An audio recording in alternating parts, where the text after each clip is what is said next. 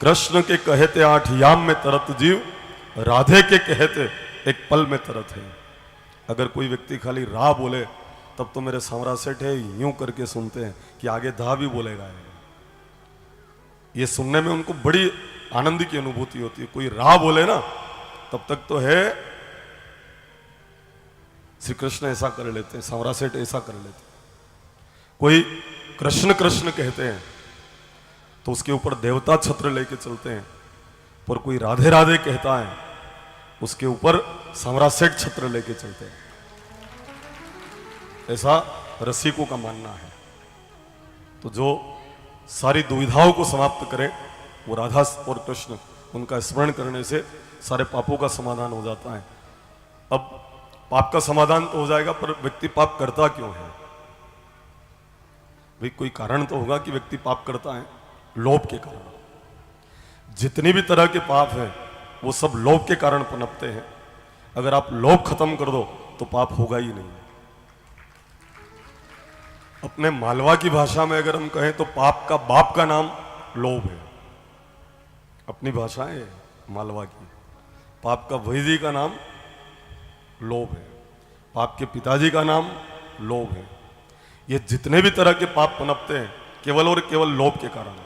अगर किसी का अच्छा मकान देखा और आपके मन में ऐसा हो गया कि ऐसा मकान बनाना है, तो फिर उसको बनाने की जुगत में आप एक के पीछे 2 शून्य लगाएंगे या भ्रष्टाचार करके पैसे कमाकर वैसा मकान बनाने की आप चेष्टा करेंगे।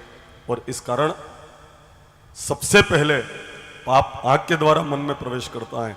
इसलिए ध्यान रखना, कहीं पर अगर निगाह रुक जाए तो ये देख लेना कि सांवरा सेठ से बड़ा मंदिर किसी का नहीं हो सकता है, उसका घर सबसे बड़ा है। और चूंकि सांवरा सेठ अपने हैं तो फिर वो मंदिर तो अपना अधिकार है उसके ऊपर, क्योंकि उसमें ठाकुर जी विराजमान है। और कौन है वो? अपने हैं। सर्वभूमि गोपाल की। सबसे पहले पाप आंख के द्वारा मन में प्रवेश करता है। अगर कहीं पर आपकी नजर रुक जावे तो आप मुंह फेर ले, क्योंकि बार बार देखने से आंख के द्वारा पाप मन में प्रवेश कर जाता है। अपने शरीर में पाप घुसने की जगह कहां है? ये हमारी आंखें, ये हमारे नेत्र, यहीं से पाप शरीर में प्रवेश करता है। आप देखेंगे भागवत जी में सुनेंगे, एक लोमश नाम के मुनि, एक सोबरी नाम के मुनि, एक भागवत जी को जिन्होंने कहा है वेद व्यास जी, इन सबकी कथाएं श्रीमद् भागवत जी में वर्णित हैं। और आइए एक कथा से हम समझेंगे। एक सोबरी नाम के मुनि है और मछली के जोड़े को देखा और मछली के उन बच्चों को उनके आसपास घूमते हुए देखा। 88 साल से तप किया था। सफेद दाढ़ी नाभि को छू रही थी और बार बार उस मछली के जोड़े को देखा तो मन हो गया कि ऐसे तो मेरे भी विवाह हो जाए और बाल बच्चे हो न आसपास घूमे तो मेरे को कितना आनंद आएगा। अब कहा 88 साल की उम्र, सफेद दाढ़ी नाभि को छू रही है, मुंडा में दांत नहीं न पेट में हाथ नहीं। तत्कालीन सम्राट मानधाता से जाकर के आपकी कन्या से मैं विवाह करना चाहता हूं। वे तपस्या के बल पर जवान बन गए, अपने बुढ़ापे को ढक लिया, पर अपनी काम भावना को नहीं ढक पाए। वो यानी तपस्या के बल पर अपने बुढ़ापे को ढककर जवान बन गए, पर वो अपनी काम भावना को नहीं ढक पाए हैं। इसलिए भोगा न भुक्ता वयमेव भुक्ता, तृष्णा न जीर्णा वयमेव जीर्णा। आंखों के द्वारा ही पाप मन में प्रवेश करता है। अगर आपकी नजर संसार में कहीं रुक जाए तो आप सोच लेना कि श्री कृष्ण से बढ़कर कोई सुंदर नहीं, राधा जी से बढ़कर कोई सुंदर नहीं। अगर कहीं निगाह रुक जाए ना तो ये भाव मन में ले आना, नहीं तो बार बार देखने से पाप आंख के द्वारा मन में प्रवेश हो सकता है और ये आपका नुकसान निश्चित रूप से कर सकता है। इसका परिणाम आपके लिए दुख आ सकता है। अरे आप तो किसी को देखने की बात कर रहे हो, अगर संसार को देखोगे तो संदिग्ध कहलाओगे और मेरे सांवरिया सेठ को देखोगे तो भगत कहलाओगे। अच्छा थोड़ा सा विचार कर लें अपन। कोई अगर किसी को घूर घूर के देखे ने 1 घंटे तक देखता रहे और जिसको देख रहा है उसकी नजर में जो चढ़ जाए ना तो है मान लो किसी को घूर घूर के देख रहा है और उसकी नजर में चढ़ जाए तो दो, पीछे से कोई आए पूछे क्यों रे क्यों मार रहा है इसको, कि ये घूर घूर के देख रहा था, तो वो कहेगा दो मेरी तरफ से भी दे।